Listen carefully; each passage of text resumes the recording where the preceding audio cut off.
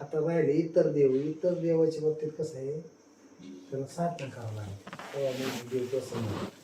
आता हनुमंत आहे का मग त्याला दर शनिवारी जावंच लागेल, नित्य नियम धरला पाहिजे, तेवढ्या चक्र मारल्या पाहिजेत. म्हणजे आता मी बाई देवात आलं बरं का हे सांगतो म्हणजे कशामुळं ते सुद्धा कमी ताकदीचे नाही, त्यांच्यात वेगवेगळी ताकद आपली सत्ता आहे त्यांची सुद्धा मला लक्षात. त्या सत्तेप्रमाणे ते तुम्हाला ताकद देतात, नाही असं नाही. मग हनुमंतराय तसंच आहे, लक्ष्मीचं तसंच आहे, आसराचं तसंच आहे. आपापल्या ठिकाणी आपापली ताकद आहे. मग त्याच्यामुळेच लोक बसतात ना आज. जे ओरिजिनल परमार्थाकडे जात नाही ते म्हणते नाही हो आम्हाला आसराचं करावं लागत आहे, एखादं म्हणतो नाही हो मारुतीला जावंच लागत नाही. त्याचं कारण तिची श्रद्धा आहे भक्ती तिथंच. पण हे याच्यामध्ये गुंतले ते एकदम अलीकडे एकदम.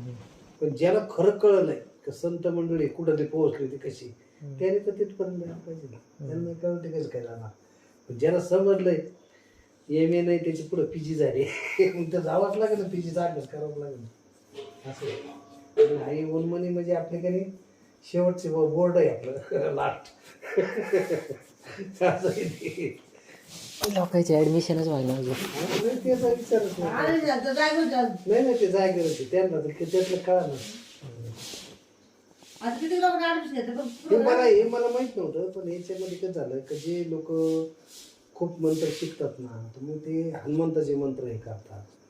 मग ते ज्यावेळेस असे गिरहण वगैरे असतं ना त्यावेळेस ते त्याचा उजाळा करतात. तर त्यांना कधी कधी दणका बसतो त्याच्यात.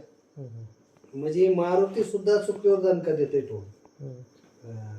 गोरक्षनाथाचे मंत्र आलं त्याची बी त्या पद्धतीने भक्ती जर केली ना तर ते सुद्धा त्याच्यात फळ देतो त्याला. म्हणजे याचा अर्थ काय आहे, सगळे जे दैवते निर्माण झाले जगामध्ये, दैवते बरं का, देव नाही, देवाचा देव बाजूला राहिला, पण हे जे दैवते जे निर्माण झाले तर ते सुद्धा आपल्या संसाराला बरं करण्यासाठी कारणीभूत आहेत. अनेक ठिकाणी त्याला चांगलं मार्गदर्शन करून त्या याच्यामध्ये तो वागला, त्या माणसाला ते देतात काही ना काही. असं असा विषय आहे. म्हणजे चांगलं वागायचं कोण शिकत आहे, ही छोटे छोटे देवाला शिकतच मला सुरुवातीला. काहीला वळण लागलं एकदा तर ते महादेवाचं दर्शन राहून सकाळच जातो दररोज.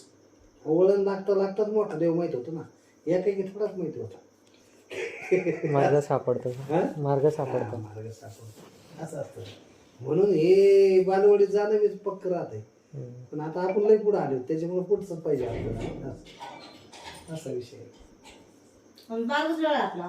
एवढे मागे तुम्ही राहिले ना, आता तुम्हाला नामस्मरण दिलेलं आहे, तुम्ही सद्गुरूची छाया आहे तुम्हाला. मी शाळेत होतो का 7वी पासून 10वी पर्यंत साईबाबाचं मंदिर आहे, रोज जायचो.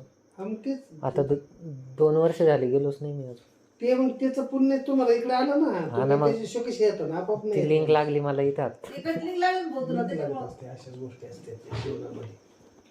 रोज जायचो आई, रोज म्हणजे 5 वाजता संध्याकाळी.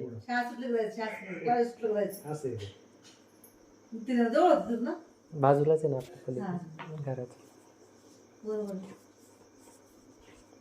म्हणजे 3-4 वर्ष कंटिन्यू जायचो रोज.